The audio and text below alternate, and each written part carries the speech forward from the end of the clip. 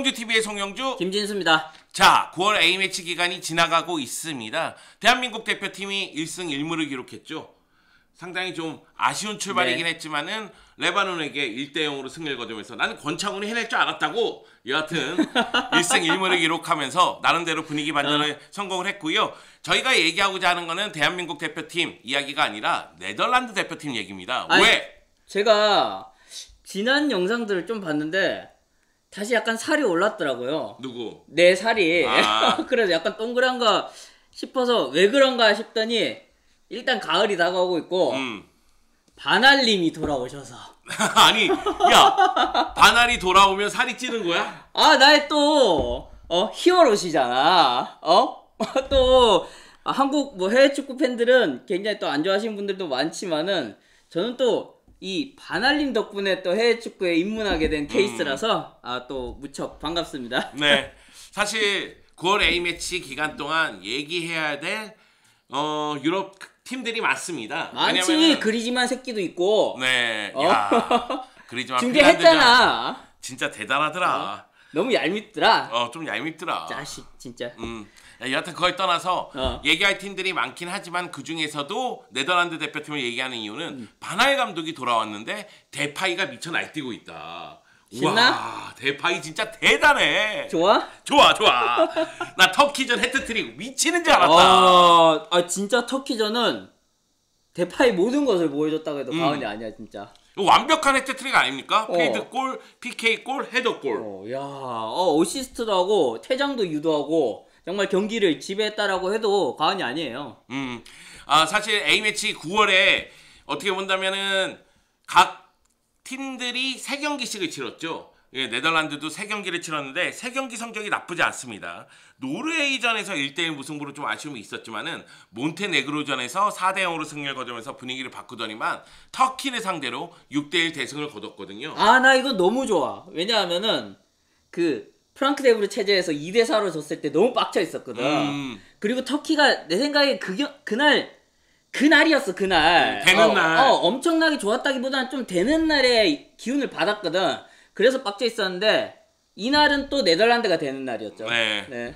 사실 몬테네그로전 4대0도 이 스코어 보면서 야 터지는구나 이런 생각이 들었었는데 터키전은 그냥 폭격이야, 폭격. 몬테네그로전은 저는 개인적으로는 전반은 조금 불만이었어요. 경기 자체가 굉장히 평이하고 위협적이다, 정밀하다 이런 느낌은 좀 못 받았거든요. 근데 확실히 경기를 치러가면서 더 좋아지고 있구나, 빠르게 좋아지고 있구나라는 게 느껴지는 경기였어요. 네, 확실히 스승만한 제자 없다고. 대보 보고 있나? 진짜 근데 요게 중요했어요. 물론 반알이 돌아온 것도 중요했지만은 주장 반다이크가 돌아왔다. 데브루 감독도 반다이크가 있었으면 몰랐어. 혹시. 아니야. 아니야? 경기력 봤을 때 아니야. 너무 간 거야? 너무 간 거야. 어찌됐든 이 레전드 명장과 든든한 주장이 돌아옴으로써 또 네덜란드가 팀을 갖춰가게 되는 그런 시간을 얻었다 볼 수 있어요. 무엇보다도 데브르 감독 시절에는 뭔가 어수선했는데 바날 감독이 오니까 바로 기강이 잡히는 그런 느낌이 좀 들었고 있죠. 네. 거기다가 판다이크가 최후방을 또 단단하게 지키니까 이 전방 쪽에서 이 데파이라든가 아니면은 학포라든가 아니면은 베레이스라든가 정말 좋은 공격수들. 그냥 솔직히 얘기하자. 그냥 데파이만 얘기하고 싶잖아. 데파이야. 나는 데파이야.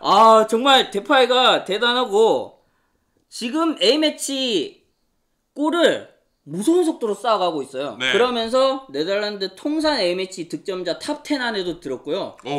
이 페이스는 제 생각에는 1위로 올라갈 수 있는 1위에 도전할 수 있는 그런 페이스거든요. 정말 대단한 것 아닌가 생각이 들어요. 사실 각 국가대표팀 최다 득점자 기록을 보면 그렇게 많이 넣지는 못했어요. 물론 이제 포르투갈 같은 경우에는 크리스티아노 호날두가 미쳐 날뛰면서 워낙 어마어마한 선수가 있으니까 어마어마한 기록을 세웠지만은 뭐 프랑스 대표팀 같은 경우에도 앙리가 51골인가? 그 정도거든요. 그리고 네덜란드 대표팀 최다 득점자가 반페르시. 반페르시인데 이것도 충분히 넘을 수가 있습니다. 왜냐면은 최근 들어서 A매치가 많잖아. 그렇죠. 그래서 컨디션이 좋은 날에 A매치를 많이 치르면 몰아넣을 수가 있잖아요. 데파이 2경기에서 5골입니다. 그러면서 6경기에서 7골이 됐어요. 와. 그리고 2조에 지브롤터가 있거든.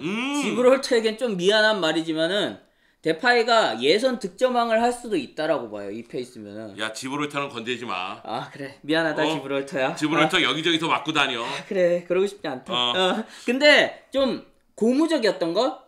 확실히 이전 체제보다는 좋아 보였던 것들은 프랑크 데브 체제에서는 그런 게 있어요. 이제 감독이 좀 너무 급하고 본인도 성적을 내야 되다 보니까 주전들을 속되게 말해서 갈아 쓴다라는 얘기가 있죠. 네, 너무 주전들에게 의존하는 그런 경향이 있었는데 바날 감독은 확실히 경험이 있는 인물이라는 게 여기서 드러난 게 반다이크가 아직은 부상에서 막 돌아와서 100% 컨디션이 아니잖아요. 네. 근데 바날 감독은 이제 막 데뷔했고 시작하자마자 예선 3연전이라서 굉장히 중요하단 말이죠. 그렇다면 이런 선수들을 또 계속 고집할 수도 있을 텐데. 아, 그럼요. 예, 근데 또 몬테레그로 전에서는 또 한번 쉬게 해주면서 또 이렇게 숨고르기를 해주고 로테이션을 또 돌린 걸 보면서 또 노련하구나. 네. 예, 그런 느낌을 받았습니다. 근데 바날 감독이 아마 이번 A매치 기간 접하기 전에 9월 2일 노르웨이전부터 9월 8일 터키전까지 3경기를 치러야 되니까 아마 머릿속에 계산을 다 하고 있었을 그렇죠. 거예요. 예, 네. 요 경기에서는 이렇게 구성하고 요 경기에서는 약간 힘을 뺀 다음에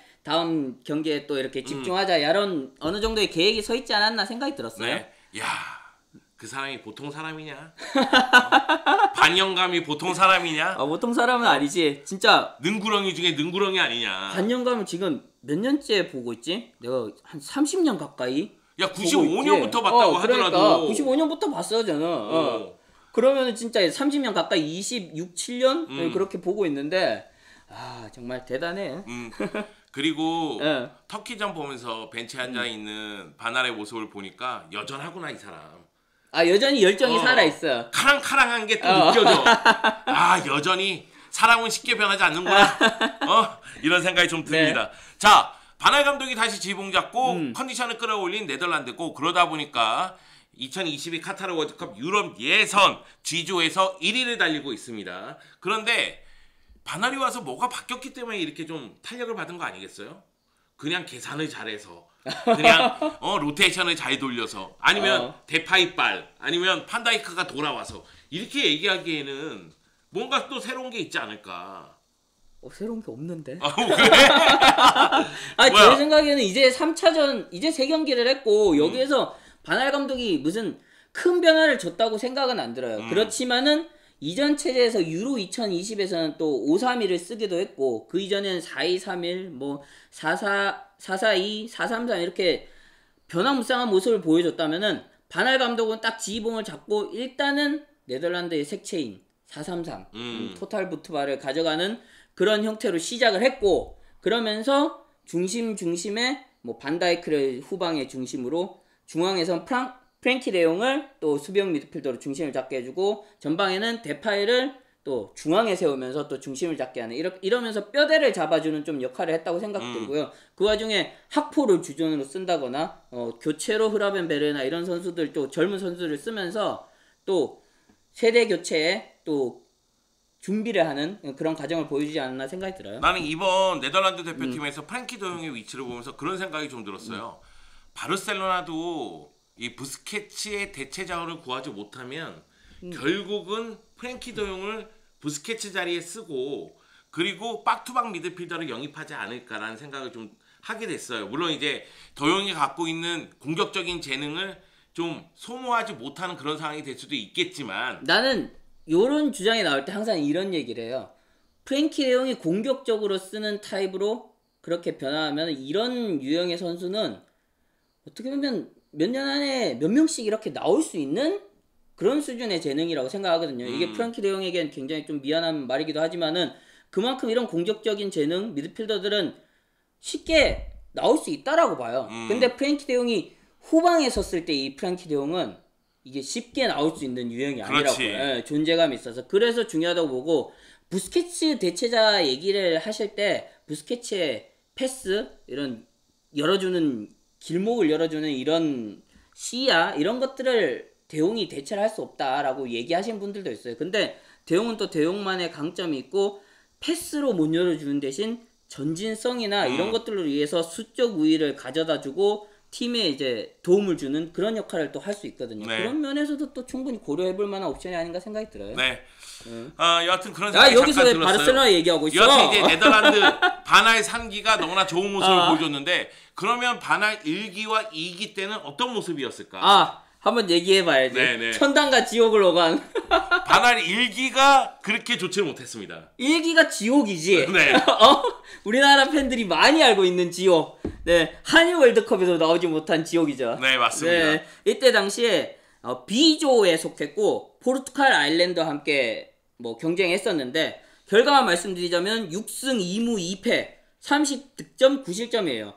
그렇게 나쁜 결과는 아닌데 이 2무 2패가 포르투갈, 아일랜드에게 그래, 나왔어. 경쟁자들에게 다 당한 거야. 1무 1패씩 당했거든. 그 와중에 뭐 전설의 포톡 얘기도 있고 하지만은 어찌됐든 간에 이 경쟁자들에게 이기지 못한 게 굉장히 컸고 이때 무슨 일이 있었는지 좀 알아보자면은 아무래도 베르캄프의 은퇴가 좀 영향이 컸어요. 그러니까 많은 분들이 그 생각했잖아요. 유로 2000 때 그 파괴력 넘치는 오렌지 군단을 기대했지. 이제 우리나라에서 펼쳐지는 월드컵에서 볼 수 있구나 이런 생각이 있었는데 이때까지만 해도 네덜란드 팬들이 굉장히 많은 시기였어. 우리나라에. 근데 이게 웬걸 오지를 못해. 이때 클로이 베르트를 10번으로도 기용해보고 또 다르게 또 포메이션의 변화를 줘보기도 하고 참 대안을 찾으려고 각고의 노력을 기울였지만 결국은 못 찾았고 제가 기억하는 건 그거예요. 베르캄프가 은퇴를 했어요. 네. 그동안은 네덜란드 대표팀 하면 클라이베르트, 베르캄프. 그렇지. 네, 요 조합이 이제 최전방을 굉장히 책임졌거든요. 좋았죠. 근데 베르캄프가 은퇴를 했는데 그때 네덜란드에 어마어마한 스트라이커가 2명이 있었습니다. 생일도 같은 두 명의 스트라이커. 클라이베르트하고 바니스텔로이. 네. 근데 이론적으로는 이 두 선수가 투톱으로 어울려. 너무 좋아. 이론적으로는 너무 좋아. 그런데 같이 배치를 하면 안 터져. 안 터져. 그렇지. 그게 문제였어요. 가장 큰 문제였어. 그리고 그때 당시만 해도 네덜란드가 좀 이전 색채가 남아있다 보니까 4-4-2와 4-3-3의 좀 약간 균형을 찾는 그 중간 지점에 전술을 쓰고 있었는데 거기에서 클루이베르트가 좀 이전에 역할과는 또 혼란이 오다 보니까 또 붕뜬감이 있었죠. 네. 그런 것 같아요. 그러니까 뭐냐면 그 당시 기억하면은 네덜란드 미스터리라고 해가지고 바니스텔로이하고 클라이베르트하고 같이 뛰면은 둘이 공간도 만들어주고 둘 다 득점력이 뛰어나고 연계 플레이도 가능하고 모든 게 이루어질 것이다. 웬걸 아무것도 안 된다. 이러면서 이걸 어떡하지? 막 이런 생각이 들었던 그 시기입니다. 물론 이제 그때 솔직하게 얘기해서 이 2명 말고도 바노이 동크라든가 좋은 공격수들이 있었어요. 그렇지, 많았죠. 마카이도 있었고 그때 당시에는 네덜란드 공격진의 황금 시대였다라고 해도 과언이 아닌데 결국 그라운드에 설 수 있는 선수는 한정적이잖아요. 네, 맞습니다. 그걸 이제 조합하지 못한 게 아쉬웠고 요 기간에 또 새로운 얼굴들이 누가 나왔나? 또 바나라면은 또 새로운 얼굴 발굴하는 또 그런 능력이 있잖아요. 바날이 약간 벵거 감독 스타일이죠. 네. 나는 기분 나쁜데 솔직히. 나는 벵거 감독보다 바날이 먼저인데. 먼저네. 95년도. 95년에 먼저 나타났으니까. 챔피언스리그 우승시켰으니까. 그리고 거기에서 먼저 빛났으니까. 네. 역시 어린 선수들을 좋아하고 어린 선수들을 발전시키는데 보람을 느끼는 스타일. 네. 요때 이제 1기에 데뷔했던 선수들이 보우마, 반보멜, 반더바르트. 야, 반더바르트 이때 데뷔한 선수야. 야, 보우마는 그렇게 기억이 남지 않습니다. 나는 잘한다는 생각을 한 적이 없기 때문에. 보우마도 나도 잘한다는 생각은 없었는데 뭐가 다르냐면은 이때 데뷔 초기에는 윙어였어요. 측면 공격수였는데 점점 레프트백, 센터백으로 옮겨가더니 이제 수비로 정착화되고 그러면서 메이저대회도 나간 선수거든요. 어찌됐든 요때 공격수로 이렇게 데뷔를 했었다. 근데 반보멜하고 반더바르트는 지금도 회자되는 선수들이죠. 특히 그렇죠. 반보멜은 또 박지성 선수 동료이기도 했었고. 네, 박지성한테 또 안 좋은 말도 했었죠. 네. 자, 그럼 2기로 넘어가겠습니다. 2기는 천국이야. 천국. 이보다 좋을 수가 없어. 네, 브라질 월드컵이었죠. 네, 2014년 브라질 월드컵에서 3위를 기록한 팀입니다. 이때 네덜란드가 솔직히 말해서 이런 얘기를 참 많이 들었어요. 이전부터도 많이 들었지만은 그리고 지금까지도 듣고 있지만은 이전 세대보다 못해. 그래. 이전 세대보다 많이 약해졌어. 네임밸류 떨어졌어. 이런 얘기 계속 나오고 있고 아직도 나오고 있거든요. 근데 이때도 그런 얘기가 굉장히 많았어요. 그럼에도 요 멤버로 3위를 했다는 거. 솔직하게 말씀드리면 2000년대부터 얘기하면은 2000년대부터 계속 내리막이야. 그냥 솔직히. 왜냐면 선수들 중에서 한두 명 정말 뛰어난 선수가 나타난다 할지라도 과거만큼의 임팩트 있는 선수들이 대거 등장하진 않았거든. 과거에는 그냥 포지션 곳곳에 월드 클래스들이 있었으니까. 그랬으니까. 네. 그렇지만은 굉장히 좋은 성적을 냈다. 예선에서는 D조 1위 9승 1무였어요. 굉장히 꼭 이때는 공격적인 축구를 했어요. 이때 바날 감독이 스트로트만과 반더바르트를 앞세워서 굉장히 공격적인 축구를 했는데 여기에서 한 가지 변곡점이 나타나죠. 이제 스트로트만이 부상당하고 반더바르트가 부상을 당하면서 중원에서 이끌어줄 선수가 사라진 거야. 근데 그 와중에 신선전을 해보니까 이 구성으로 안 되겠다 싶은 거야. 그러면서 프랑스전에서 계기가 돼서 5-3-2로 변신하게 됩니다. 이 5-3-2를 어디에서 아이디어를 얻게 됐냐면은 자국에서 페노트를 이끌던 쿠만 감독의 아이디어에서. 사실 쿠만 감독이랑 바날 감독은 되게 티격태격해요. 서로 안 맞는 것처럼 앙숙이 것처럼 둘 다 또 얘기하는데 성격이 너무 강해. 그렇긴 한데 둘이 은근히 잘 맞아. 전술적으로나 이런 아이디어들을 많이 주고받거든요. 그런 면에서 이제 여기에서는 쿠만의 아이디어가 네덜란드 대표팀에 좀 도움이 됐다라고 말씀드릴 수 있고, 그러면서 잘 아시다시피 스페인을 또 박살내고 브라질을 꺾으면서 3위에 오르는 그런 위협을 달성했었죠. 가만히 생각하니까 바날하고 쿠만하고 비슷한 점이 많은 게 이 피구고 나가고 나서 바르셀로나가 휘청거릴 때 가스파르트 구단주 때 그때 바날 2기가 시작을 그렇지. 합니다. 바르셀로나 내에서의 바날 2기. 그렇지. 그래서 바날이 그때 개고생하면서 또 잘리거든요. 그렇지. 네. 지금 쿠만도 마찬가지입니다. 네. 비슷한 면이 많네. 쿠만 그러면 잘리고 나중에 2기로 또 돌아오나? 야, 바날하고 같이 술 한잔하고 풀어. 그래. 쿠만아 너 성격 좋잖아 지금은. 어찌됐든 간에 이런 굉장히 좋은 성과를 냈고, 여기에서 로벤의 활약이 또 굉장하기도 했고 반페르시아의 궁합도 좋았고, 여기에서 스타가 또 등장한 게 블린트, 데브라이, 데파이 이런 선수들이 신성으로 등장했거든요. 근데 요 선수들이 지금은 또 3기의 중심으로 활약하고 있죠. 어떻게 본다면은 로테이션을 돌리거나 아니면 흐름을 좀 봤을 때 1기 지옥, 2기 천국, 지금 3기니까 지옥이어야 되는데 불안한데?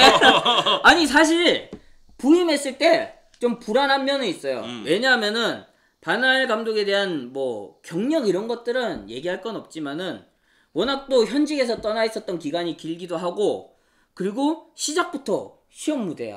너무 예선을 바로 돌입하는 게 굉장히 리스크가 크지 않나라는 생각이 들었거든요. 근데도 지금 일단은 출발은 괜찮다는 거.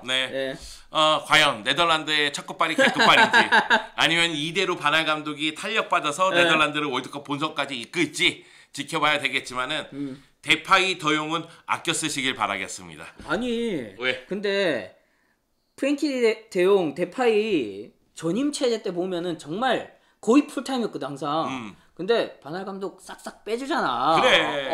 좋아. 잘하고 있어. 이렇게 쭉 가도록 합시다. 자, 네덜란드가 어디까지 갈지 끝까지 한번 지켜봅시다.